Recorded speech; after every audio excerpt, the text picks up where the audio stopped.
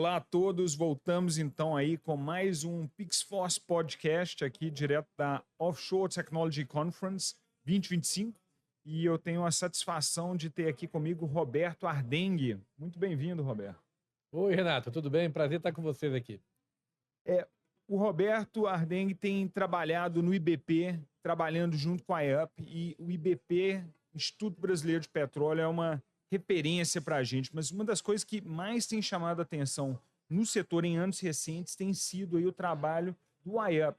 Você poderia nos falar um pouquinho disso, como é que tem sido essa ideia e particularmente a implementação, porque a gente vê isso no setor, no ambiente, no ecossistema, tanto das startups como das majors, como isso tem gerado bastante valor, bastante interação entre as empresas. Para mim poder falar um pouquinho do IUP, Renato, eu preciso falar um pouquinho do IBP, né? Fato. Porque nós somos o Instituto Brasileiro de Petróleo, Gás e Biocombustíveis, né? E fomos criados há quase 70 anos, né? Primeiro como o órgão que definia toda a regulamentação técnica da nossa indústria. A indústria de petróleo e gás, né? E agora a indústria de biocombustíveis, né? São indústrias muito técnicas, né? São indústrias para engenheiros, né? Para geofísicos, para geólogos, né? Para o pessoal que gosta dessa área de engenharia, né? E nós temos a inovação no nosso DNA, né? Por que isso, né? Pensa comigo, né?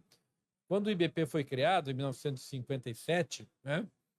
Nem eu era 1957. Só um detalhe, né, gente, que alguns vão saber aqui. A Petrobras é de 1953. Então, forma-se a Petrobras menos de 5 anos depois, e IBP já está em cena. E naquele momento, a indústria brasileira era uma indústria incipiente, né? Sim. Você vê que naquele momento nós produzimos 40 mil barris de petróleo por dia, né? Importávamos 90% do petróleo que a gente consumia, né? O Brasil era um país dependente do petróleo estrangeiro e da energia estrangeira, né? 71, 72, quando teve a crise do petróleo, né? Nos pegou de calças curtas, né? E o Brasil entrou numa situação energética extremamente complexa, né? O Proálcool, né? Que hoje é um programa que incentivou o uso do etanol, né? Nos carros, tanto nos motores como mistura na gasolina, né? Sim. Foi dessa época. E ele, nessa época, não tinha nada de preocupação ambiental, era um programa de segurança energética. Uma possibilidade de substituição ali, né, com relação a essa dependência. Com muito subsídio do governo, exatamente para ter uma opção assim, para o carro de passeio, né? Então, foi nesse contexto que foi criado o IBP, né? Para apoiar essa aventura, vamos chamar assim, né? Da produção de petróleo no Brasil, né? E o fato é que hoje, né? 2025, nós estamos produzindo, Renato, 4 milhões de barris de petróleo. O ano passado, o petróleo foi o produto mais exportado pelo Brasil. Nós demos uma superávit na balança comercial brasileira de 36 bilhões de dólares, né? Fantástico. Ou seja, de uma origem que tem aquela dependência externa até a década de 70 e 80, como tentando achar substitutos. Hoje é a maior item individual na nossa exportação. E qual é o diferencial do Brasil para a gente ter atingido esse resultado, né? Tecnologia, inovação, todo esse ambiente onde a gente melhorou o que a gente faz. Você imagina, por exemplo, o pré-sal, né? Sim. O pré-sal é uma reserva que está localizada, só para te dar as principais características. Ela está localizada a 180 quilômetros da costa. Né? Mar adentro. Uma lâmina d'água de 2.000 metros. A partir de 300 metros não há ser humano que possa chegar a qualquer profundidade. Mesmo aquele cara usando aquele escafandro, né? Sim. Ele só pode chegar a 300 metros. E essa reserva está 2.000 metros de lâmina d'água e mais 5.000 metros de rocha. Desses 5.000 metros de rocha tem uma camada de sal, por isso que chama-se pré-sal, de entre 700 e 1.000 metros. E a gente consegue hoje produzir um barril de petróleo com eficiência e com segurança ambiental. Nunca houve um acidente no pré-sal. na frente de Búzios, de Angra dos Reis, que é onde está o pré-sal, Sim. nós produzimos todos os dias 3 milhões de barris. Impressionante. Gente, a dimensão é uma coisa extraordinária. E aí, pela Pixfor já tendo ido ao exterior, é justamente essa tecnologia que a Ardenk está mencionando que, para as outras empresas, termina que nos coloca numa luz muito positiva. Então, quando a gente tem uma empresa como a Petrobras, que é cliente da Pixforce, de imediato já é um pequeno carimbinho ali, olha, poxa, a Pixforce está sendo utilizada num contexto da Petrobras para segurança do trabalho, para detecção de metano. Então, são coisas que para a gente faz realmente traz um brilho por conta dessa luz solar da Petrobras. E eu acho que em muitos aspectos, Arden, e aí até puxando um pouquinho de volta para o contexto do IUP, porque eu não quero perder aquele fio, só porque é uma inovação muito legal, é uma das grandes coisas que, para a gente, das empresas menores, né? Porque o esforço hoje já com mais de 110 pessoas, mas ainda para a gente isso serve como uma referência. E hoje a gente vê o IUP entrando aí pelo IBP como uma parte importante desse, crescentemente importante desse ecossistema. Então, se você pudesse só dar uma palavrinha aí sobre o IUP, como está nesse ecossistema, ajudando os dois lados aí das gigantes como o lado dos empreendedores. Então, conhecendo essa realidade hoje bem diferente do que era lá nos anos 50, né? Vendo que o segredo desse sucesso é tecnologia, é a tecnologia, né? A gente fala assim, né? As pessoas falam muito da agricultura, né? Ah, o setor agrícola brasileiro é uma maravilha, aumentou a produtividade. Você fazia uma lavoura de soja, produzia 20 sacos por hectare, hoje uma lavoura produz 100 sacos. Sim, né? sim. Aí você tem a tecnologia da área de aviação, né? Embraer, e ali aquele polo de aviação em São José dos Campos. Sim. Também, excelente. Mas eu sempre digo, no setor de óleo e gás, o Brasil tem liderança mundial. Nos últimos 10 anos, o Brasil ganhou 5 prêmios que são considerados o Oscar da indústria, que é o prêmio da OTC Houston, né? Que é a nossa origem, o evento mãe aqui. Nossa, todos os anos, o comitê técnico da OTC, que são as principais empresas do mundo, selecionam lá 200 projetos e desses 200 seleciona um para ganhar o prêmio. E o Brasil ganhou, nos últimos 10 anos, 5 prêmios. É fantástico. Realmente é uma coisa que a gente pode muito orgulhar. Porque, a rigor, né, uma das coisas que a gente pensa no óleo e gás, a gente pensa no Oriente Médio, às vezes a gente pensa ali no Mar do Norte, mas relativamente é um óleo muito fácil. Né? E como você falou assim, olha, aqui não adianta se você sabe que o óleo está ali, se você não tem a tecnologia para extrair, como você muito bem colocou, sem risco ambiental, assim, com um índice de segurança e de sucesso que, assim, disparado, uma referência. Muito segura, operação muito segura, muito responsável. É por isso que a gente, inclusive, defende, né, essa questão da margem equatorial, né? Porque eu ia lhe perguntar sobre isso. A gente vai precisar repor as reservas brasileiras, né? E hoje você tem uma situação lá no norte do Brasil, né? Onde há uma prospectividade, como a gente chama, muito positiva, né? Tem outras bacias no Brasil. O Brasil, graças a Deus, né? Tem bastante ainda reservas de petróleo, né?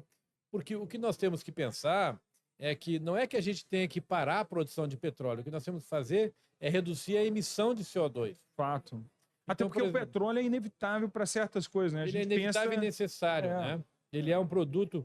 O petróleo, ele é um produto realmente sensacional, né? Porque ele é um produto disponível, ele é um produto altamente eficiente do ponto de vista energético, né? Ele é transportável, né?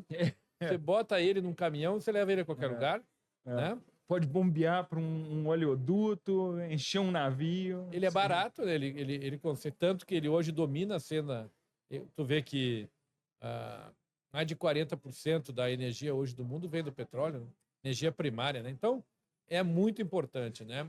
Agora, é claro que nós temos que descarbonizar, nós temos que reduzir as emissões de CO2. Então, no que é possível, né? Porque algumas coisas, de novo, né? Vai falar em plástico para desde do dia a dia, questão cirúrgica, aviação, são coisas que a gente sabe, olha, não temos nem próximo de uma alternativa. Então, onde é possível, se faz. Onde a gente consegue reduzir, reduz. Inclusive, o óleo e gás é uma referência em termos de otimização das emissões dela mesmo com relação É, à produção, com relação à exploração e por é. aí vai, né? A Então, Petrobras, por exemplo, só para dar uma ideia, né? Um dos gases de efeito estufa mais danosos da natureza, né? É o metano, né? sim, O metano, ele tem um efeito de aquecimento 32 vezes maior do que o CO2, pra você ter ideia. Então, é um dos gases de efeito estufa mais danosos, né, sim, à sim. natureza, né? E a Petrobras já reduziu a emissão de metano em mais de 60%. Pô, fantástico, fantástico. Tecnologia, É, tecnologia, inovação. é. E essa é a solução, né? É a solução para a fonte, no caso, nosso, o pré-sal mais do que nunca, como para as outras questões em paralelo ali que impactam. É. Então, tecnologia e a gente está no evento de tecnologia offshore. E aí, o que vem aí, né? A gente vê na feira aqui, né, Ardengue? A gente vê empresas de inteligência artificial, de automação, gêmeo digital, IoT, né? Internet of Things, então sensores combinados. Você, Ardengue, especificamente tem alguma que você acha assim, ah, não, esse é o direcionamento futuro? Como é que você vê essas diferentes frentes, diferentes oportunidades que as empresas trazem mundo afora, né, empresas do exterior que estão trazendo, representadas aqui nesse grande evento, como as nacionais também apresentando? Como é que você vê essa pluralidade de tecnologias? Tem alguma que destaca aí na hora que você está avaliando onde estávamos 10, 20 anos atrás e para onde estamos indo? Sem dúvida. Eu acho que tem algumas tecnologias que elas são interessantes por si mesmo, né? E elas vão ajudar muito a nossa indústria. Eu acho que a primeira delas, você já mencionou, é a inteligência artificial, né? Porque essa é uma indústria de dados, né? Sim. O petróleo é uma indústria que processa uma quantidade brutal de dados, né? E quanto mais você melhorar essa interpretação, mais chances você tem de ser bem sucedido. Por exemplo, vou te dar um exemplo, né? A indústria hoje, ela conseguiu aumentar muito sua taxa de sucesso, né? Quando você perfura um poço, e nós estamos até fazendo isso agora, a Petrobras foi recentemente autorizada, né, a perfurar o primeiro poço lá na margem equatorial, né? É, fantástico. Você, aquele poço vai trazer uma quantidade gigantesca de dados, né? Que vão entrar nos computadores, né, da empresa operadora e terão que ser processados. Uhum. Dados geológicos, dados geofísicos, dados geoquímicos, comportamento do reservatório e por aí vai, né? Ora, É uma montanha de informação, né? Porque montanha você fala assim, aquilo, de cada quadrilhões de dados. dia, cada instante, você tem ali gigabytes e gigabytes de Então, se você informação. tiver os robôs, se você tiver as ferramentas que vão lá processar aqueles dados, organizar, te trazer alguma coisa mais organizada, pô, isso aí é sensacional. Então, essa primeira, eu acho que a outra área que está muito forte, né, é a área dos equipamentos que a gente chama de subsea, né? Equipamentos Sim, sim. que ficam no leito do mar, né? Que é outra coisa importante. As plataformas de produção hoje elas são muito grandes porque elas precisam de muito equipamento. E aí o equipamento está lá em cima. Então você traz tudo que é produzido pelo poço lá para cima. Você separa petróleo, separa gás natural, separa CO2, separa água produzida e depois você reinjeta. Por exemplo, a água, você trata e devolve a água para o mar. O CO2 você reinjeta no reservatório. Isso é um consumo gigantesco de energia. Sim, sim. Uma plataforma, Renato, ela consome por dia a energia equivalente a uma cidade de 200 mil habitantes. Nossa. E como é que ela consegue essa energia? Não é como se tivesse um cabo ligado à Não, cara, costa, né? 180 quilômetros. Não é Então impossível. ela queima gás, Tem um emitindo, próprio gerador. emitindo metano, emitindo Sim. gás de efeito estufa. Então, se você conseguir tirar esse equipamento de lá, colocar esse equipamento no leito do mar e que tudo que seja feito lá em cima seja feito no leito do mar, você vai fazer um progresso gigantesco nessa indústria. Vai reduzir barbaramente as emissões, vai tornar a indústria mais eficiente, né? e vai diminuir o tamanho das plataformas. Claro. Se você diminui o tamanho das plataformas, você diminui a quantidade de gente que você precisa embarcar, Sim, que é outro sim. fator de risco, né? Quanto mais gente numa plataforma, mais condição de risco você tem, Inevitavelmente. né? Como Então, qualquer atividade humana, né? Quanto então, mais gente, mais horas de trabalho. então você vai criando sinergias assim ao longo da cadeia.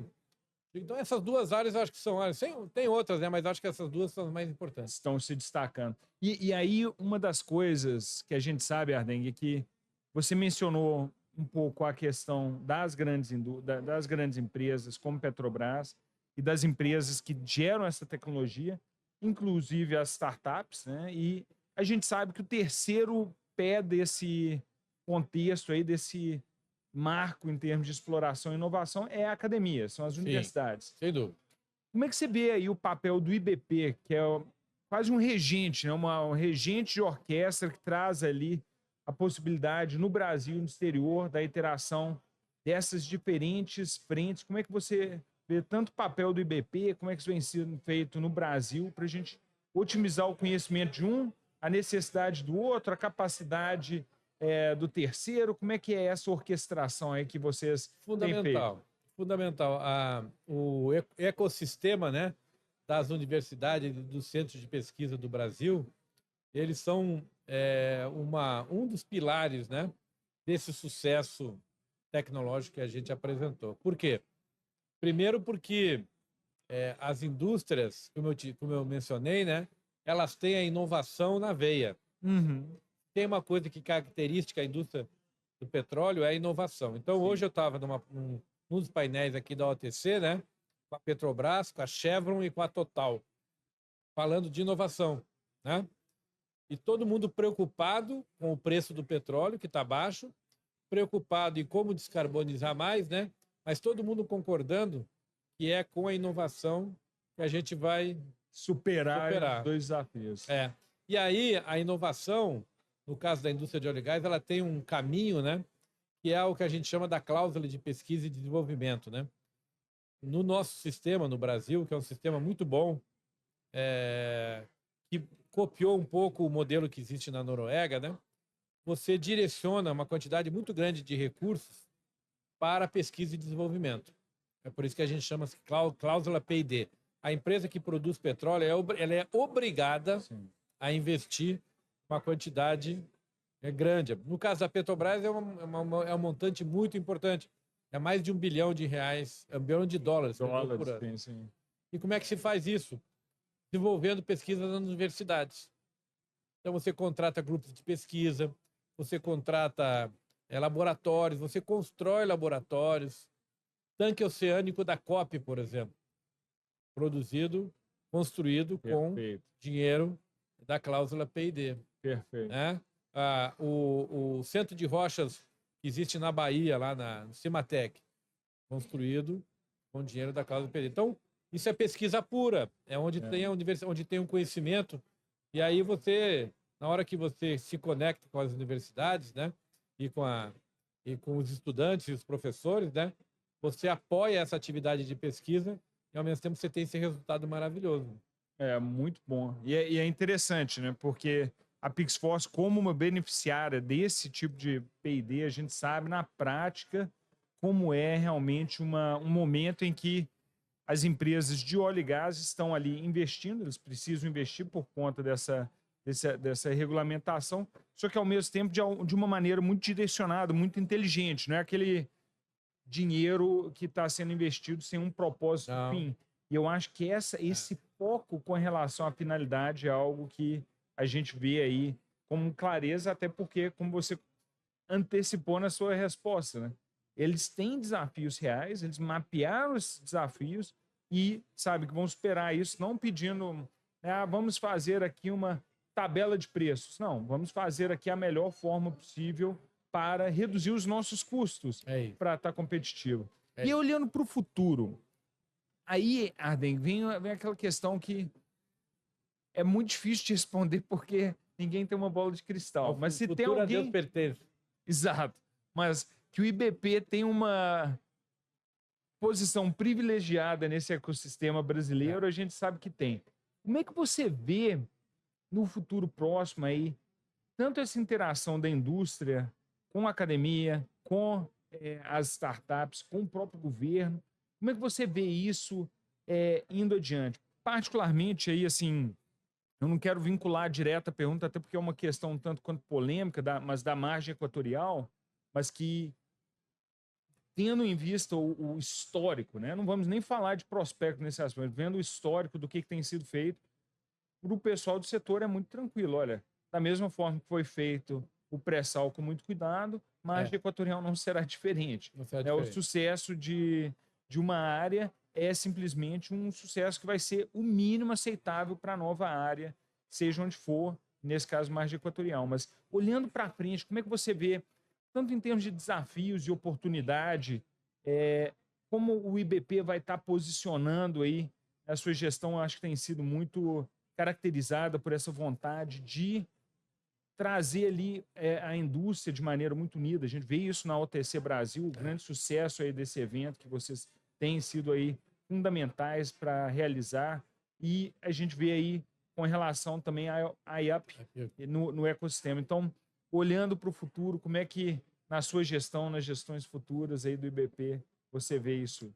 Pois é, e aqui a gente chegou no IUP, né? Por que que o IBP se lançou nesse projeto, né? Há cerca de 3 anos atrás. Porque a gente queria criar dentro do IBP, nós somos a entidade mais antiga da indústria, né? A gente já estamos, como você viu aí, há quase 70 anos, né? Sim. Operando nesse mercado. Então a gente viu que essa necessidade de inovação estava inserida no projeto de negócio de todos os nossos associados, em maior ou menor grau. Então, por que não ter dentro do IBP um hub de inovação, onde a gente pudesse conectar essas diferentes tecnologias, apoiar iniciativas, né? Mostrar alguns desenvolvimentos tecnológicos importantes, né? E deixando claro, né, que esse é o modelo esse modelo de pesquisa aberta que o Brasil adota, né? Um modelo bastante aberto, sem muitas burocracias, no sentido de você ter um foco na inovação, né? Na tecnologia, é o sistema mais eficiente, e o IUP tem sido um grande sucesso. Sim. O IBP está liderando esse movimento junto com as empresas, né? Mas até agora eu vou te dizer que até nos surpreendeu o resultado tão positivo. Nós vemos um apoio muito grande da comunidade acadêmica, dos estudantes, né? Sim. Porque a gente tem essa pegada também da descarbonização e da sustentabilidade, né? Sempre tiveram, né? Você Sempre, mencionou o pró-álcool, né? Então já sempre. estavam Os envolvidos na biocombustíveis, Gênesis, agora no os biocombustível renovável. biocombustíveis e tem. Não, e essa é uma indústria, sabe, Renato, que é uma indústria muito comprometida com o futuro. Então, as empresas já estão olhando o futuro da descarbonização. Só que a transição energética não é uma corrida de 100 metros, é uma maratona de 42 quilômetros. Né? Então, as pessoas têm que entender isso. Né? Nós criamos uma sociedade, ela é fundada e sustentada no petróleo e no gás natural. Né? Ver a quantidade de produtos que você tira de uma petroquímica. Né? Todos os fertilizantes nitrogenados praticamente feitos no mundo são feitos a partir do gás natural. É essencial para, Então, ou seja, essencial para alimentação por si só, né? Então, se tiver assim, fertilizante, não tem agricultura. Para ter fertilizante, tem que ter gás natural. Né? Fantástico, Imagina, por exemplo, um data center, né? Todo mundo agora fala de data center, porque é inteligência artificial, data center e tal. Consumo de energia brutal. Né? Primeira coisa. Segunda coisa, confiabilidade. O data center tem que funcionar de qualquer maneira, Sim. 365 por dia por ano, 24 horas por dia, 7 dias por semana. Como é que você faz isso? Você bota sistemas redundantes de energia. Você bota ele na rede elétrica do país, mas você bota eventualmente ele conectado a uma térmica a gás, você bota também uma bateria, né? Um gerador.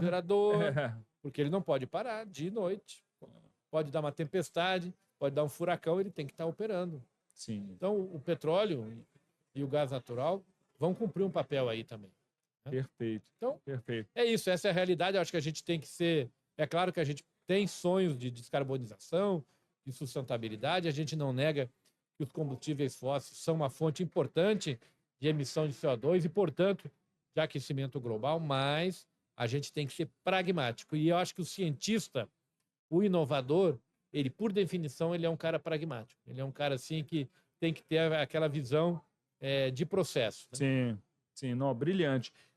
E aí, chegando já à última pergunta, e um pouquinho mais aberto aqui, Arden, em termos da sua própria trajetória. Eu só queria encerrar, porque você tem uma trajetória muito interessante. Então, eu acho que, conhecendo um pouquinho aí do seu passado, eu acho que é bem ilustrativo de como você tem esse envolvimento, não só com o IBP hoje, mas de onde você veio. E então acho que é legal assim para trazer um contexto final aí, um wrap-up, né? Assim, porque muito se fala do IBP e eu acho que é interessante também o Roberto Ardengue, que tem sido uma pessoa tão relevante nessa sua gestão. Como você chegou até onde está e com essa visão sua, tão, ao mesmo tempo tão ousada, né, de criar um IUP, de trazer ali esses avanços recentes do IBP com relação a esses grandes eventos multinacionais que vocês têm liderado. Então, nos fale aí um pouquinho do Roberto Ardengue. Então, Renato, eu sou um ponto meio fora da curva, porque eu não sou cientista, não sou engenheiro, né? Minha formação é formação jurídica, eu sou formado em direito, né, e línguas, né? Eu fui, depois que me formei na faculdade, fui fazer o Instituto Rio Branco, né, a carreira diplomática, né? Passei num concurso bastante difícil naquele momento, né? Acho que nesse momento também, tá? Continua, né? Acho que não mudou muito. Já me Não mudou nada se difícil. alguma coisa a competitividade Estudei continua. muito, é verdade, porque não era uma pessoa assim que não tinha morado no exterior, nem nada, tinha feito toda a minha vida no Brasil, né? Virei diplomata, né? E trabalhei 37 anos na carreira diplomática. Fantástico. Morei muito tempo fora, né? O Itamaraty, né? A carreira diplomática, ela te permite isso. E por esses acasos da vida, por isso que eu disse que a vida muitas vezes nos prega até umas peças, né? Assim, de que de repente aparece uma oportunidade, né? Lá no meu estado, no Rio Grande do Sul, falam que o cavalo passa encilhado, né? Preparado uma vez. Ou você monta. E eu estava na Argentina trabalhando como diplomata e a Petrobras fez um grande investimento lá. E eu fui chamado para apoiar a Petrobras naquele momento. E eu comecei a tomar conhecimento do setor de óleo e gás, apoiando a Petrobras na Argentina. Gostei muito. Vim para o Rio de Janeiro para trabalhar na ANP, na Agência Nacional do Petróleo. Aí fui estudar, fui fazer minha pós-graduação em petróleo e gás, na UFRJ, na COP, né? Me especializei nesse tema, né, de economia do petróleo e geopolítica, né? E aí a minha vida continuou muito conectada com o petróleo, mas eu trouxe essa coisa da negociação também, da articulação, coordenação, as habilidades diplomáticas que a gente aprende, né? A negociar, aprende a se comunicar, aprende a apresentar coisas, aprende a ser um defensor, né, de teses e de países, né? O diplomata é um lobista de país, né? No melhor sentido de lobista, né? Todos somos lobistas, né? Todo mundo defende uma tese, defende uma coisa, mas o diplomata defende o país como um todo, né? E eu fiz esse trabalho com muito orgulho e hoje estou no Instituto Brasileiro de Petróleo, Gás e Biocombustíveis também, tentando defender essa indústria, né? Que é tão importante para o Brasil. Isso que eu queria ressaltar. E, assim, uma mensagem final, né? Para o pessoal que está estudando, está começando a vida acadêmica, né? Esse é um setor que precisa muito dos jovens. Precisa muito porque nós vamos descarbonizar, nós vamos tornar essa indústria cada vez mais sustentável. Nós temos um compromisso muito grande das empresas de petróleo e gás com essa agenda. Não é brincadeira, porque tu veja que a grande maioria dessas empresas de petróleo e gás, elas já anunciaram e em 2050 todas elas vão ser net zero. Fantástico. Como é que a gente vai chegar nisso? Tecnologia e inovação. Tecnologia.